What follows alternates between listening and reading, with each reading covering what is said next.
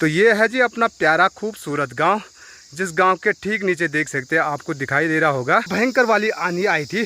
और जिस आंधी में ना ये बड़े बड़े जो चीड़ के पेड़ हैं वो जड़ी से उखड़ करके ये देखिए कैसे गिर रखे हैं ये पूरे।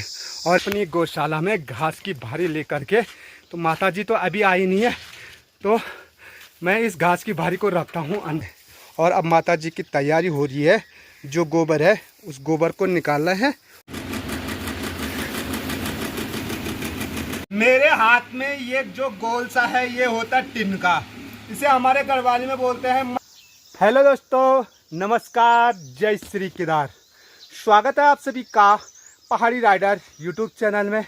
तो हो चुकी है दोस्तों एक नए दिन की नई शुरुआत, और नई शुरुआत हो रही है देवभूमि उत्तराखंड के खूबसूरत पहाड़ों से और अपने प्यारे गांव की गौशाला से। हमारा गांव काफ़ी दूर है और गांव की जो गौशालाएँ हैं ये देख सकते हैं शुरू हो चुकी है। और मैं जा रहा हूं आज जंगल, जहां माता जी जा रही है घास के लिए। तो माता जी ने घास काट दिया है और घास की भारी लेना मुझे होता है।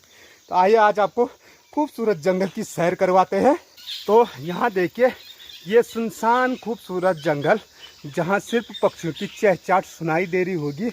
और यहाँ से अभी काफ़ी दूर जाना है। तो यही वो रास्ता है जहाँ से हम भगवान कार्तिक स्वामी के डांडा के लिए जा सकते हैं, यानी जहाँ का नाम है क्रौंच पर्वत, भगवान कार्तिक स्वामी के दर्शन करने के लिए। और साथ में यहाँ है, और साथ में यही वो रास्ता है जो हमारे गांव के जंगलों तक जाता है। तो चलते चलते मैं पहुँचने वाला हूँ किरमलिया में, जहाँ माता जी घास काट रही है। और साथ में यहाँ से ना अपना प्यारा सा जो गाँव है ठीक सामने पे दिखाई दे रहा है। और गाँव के नीचे का खूबसूरत जो दृश्य है सीढ़ीदार खेत, उनका प्यारा सा दृश्य एक बार आपको दिखाते हैं। तो ये है जी अपना प्यारा खूबसूरत गांव, जिस गांव के ठीक नीचे देख सकते हैं, आपको दिखाई दे रहा होगा प्यारे से सीढ़ीदार खेत। और पूरे खेत आजकल ना खाली हो रखे हैं।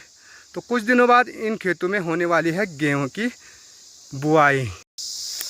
तो चलिए जी, मैं पहुंच ही गया हूं किरमलिया पे, और यहाँ पास से ही माता जी घास काट रही है। तो काट तो लिया है भारी, अब सीधे मुझे ले जानी है घर पे, यानी गौशाला। तो ये हैं जी अपनी माता जी, जिन्होंने यहाँ पे काटा है घास। ये देखिए यहाँ पे भी एक पुली बना रखी है। अब बाकी कहाँ पे है, तो परसों भयंकर वाली आंधी आई थी। और जिस आंधी में ना ये बड़े बड़े जो चीड़ के पेड़ हैं वो जड़ी से उखड़ करके ये देखिए कैसे गिर रखे हैं पूरे। और एक नहीं दो नहीं, बहुत सारे पेड़ सामने पे भी देखिए पूरे। तो यहाँ जितने भी चीड़ के पेड़ थे वो सामने पे भी देखिए सारे जड़ से उखड़ रखे हैं। माता जी ने काट दिया है घास, और जो घास की भारी माता जी ने लगा रखी है वो यहाँ पे लगा रखी है ये। तो इसे हम अपने गढ़वाली में घास का भारा बोलते हैं।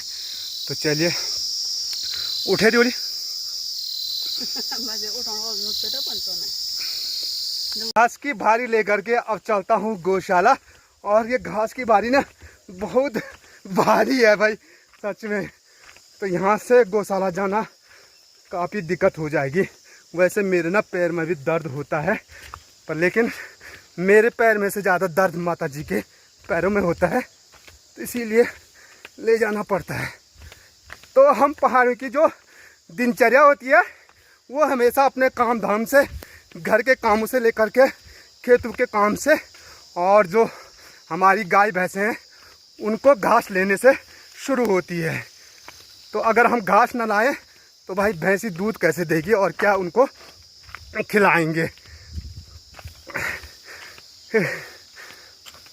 तो इस साल की अपनी पहली वाली घास की बारी है, यानी अब शुरुआत हो चुकी है घास लाने की। तो भाई चलते चलते ना थकान भी लग चुकी है। तो थोड़ा सा मैंने सोचा यहाँ पे घास की भारी को बिछाने के लिए है, तो यहाँ पे बिछा देते हैं, जिससे थोड़ा सा अपनी थकान मिट जाएगी। और पसीना देके पूरा लरतर हो चुका हूँ। तो ऐसा मेहनत भरा काम होता है हम पहाड़ियों का, फिर भी लोग हमको सपोर्ट नहीं करते यार। अपनी गौशाला में घास की भारी लेकर के, तो माता जी तो अभी आई नहीं है, तो मैं इस घास की भारी को रखता हूँ अंदर। और यहाँ पे देखें अपनी भैंसी और अपनी जो थोरी है ना वो इंतज़ार कर रही है मेरा कब घास लेकर के आएगा। ये देखो, ये खाने भी बैठ गया है यहाँ पे।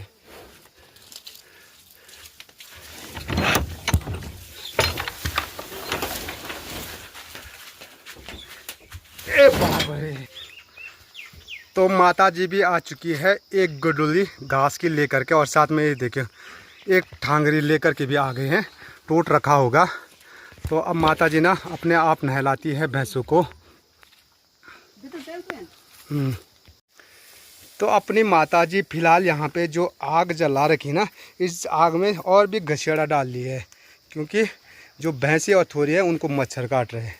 और अब माता जी की तैयारी हो रही है, जो गोबर है उस गोबर को निकालना है, और उसके बाद थोड़ी और भैंसी को नहलाना भी है अभी माता जी ने। और हमारा जो पानी है ठीक यहाँ सामने पे है जी।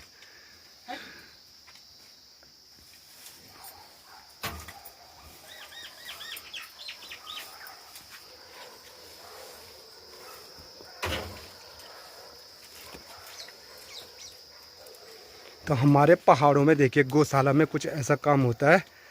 तो माता जी की तैयारी हो चुकी है भैंसी को नहलाने की।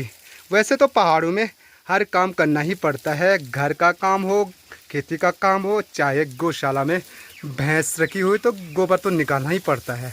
तो ये देखिए हमारी जो भैंसी है वो स्नान करने बैठ गई है। देखो कितने ही शांत से, मज़ा आ रहा है उसको स्नान करते हुए। और यहाँ पे लगा रखा है हमारा नल।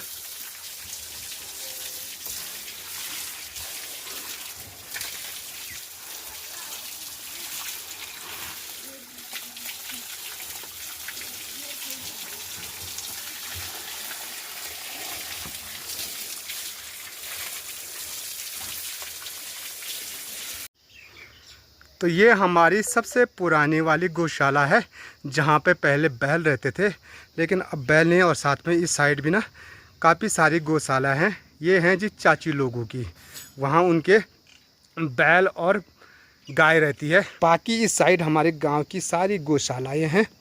और यहाँ से प्यारा सा खूबसूरत नज़ारा दिखाई देता है हमारे पहाड़ों का। तो यहाँ पे कार्तिक की आज जो जिम्मेदारी है वो जिम्मेदारी है यहाँ पे धूप में सुखाने के लिए रखा हुआ है मंडवा। और मंडवा कोटने की जिम्मेदारी आज कार्तिक को दी गई है। तो ये देख सकते हैं कार्तिक यहाँ पे इकट्ठा करने बैठ गए मंडवा को, और मंडवा कोटेगा कार्तिक। ये जो ये बड़े बड़े लट्ठे हैं ना, इनसे ये देखें शुरू हो चुका है कार्तिक का काम।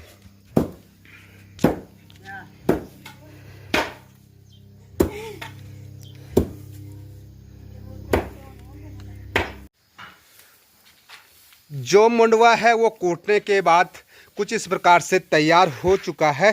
अभी इसमें मंडवा के बीज और भूसा दोनों मिक्स है। तो अब हमको मंडवा को बिल्कुल अलग करना पड़ेगा और भूसा को अलग करना पड़ेगा। तो इसके लिए कैसे हम भूसा को अलग करेंगे और कैसे मंडवा अलग करेंगे, तो चलिए अपने पहाड़ के काम धाम के साथ आपको बताते हैं अनोखा तरीका भूसा अलग करने का।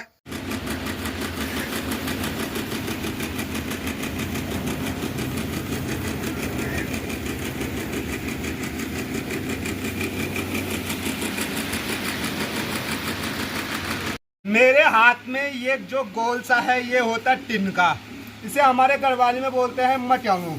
यानी कुछ भी चीज़ को, कोई बारीक अनाज होता है उसको अलग किया जाता है, और उसमें से जो मोटा चीज़ होता है वो यहीं पे रह जाता है। यानी इसका काम है हमारा जो ये मंडवा है, इस मंडवे की जो मोटी सी बालियाँ हैं, ये बालियाँ इसको अलग करना है, ये बालियों को, और इस बीज को अलग करना है। तो कैसे किया जाता है आइए आपको दिखाते हैं। कुछ इस तरीके से हम इसको मटाते हैं, और ये देखिए केवल मंडवे के बीज ही बीज नीचे गिर रहे हैं। बाकी जो मोटा वाला है, जो बालियां हैं, वो बालियां यहाँ रह चुकी हैं। तो कुछ ऐसा तरीका होता है मंडवे के बीज को अलग करने का। और जो ये रह जाता है इसको हम एक कंडा लाते हैं, क्योंकि अभी इसमें काफ़ी सारे मंडवे के बीज हैं, इसको फिर दोबारा कूटना है।